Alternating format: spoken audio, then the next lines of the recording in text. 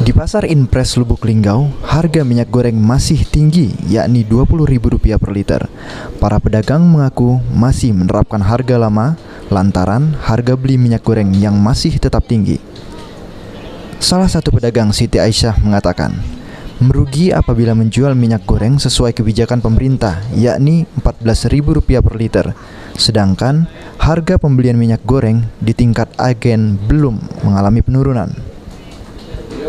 Adanya kebijakan tersebut berpengaruh terhadap penjualan, di mana pembelian minyak goreng di tokonya berkurang karena banyak warga yang memilih membeli dengan harga murah. Ada yang nanya, yang ibu pembeli itu nanya, di sumber itu uang 14.000 jadi ngomong ke liter.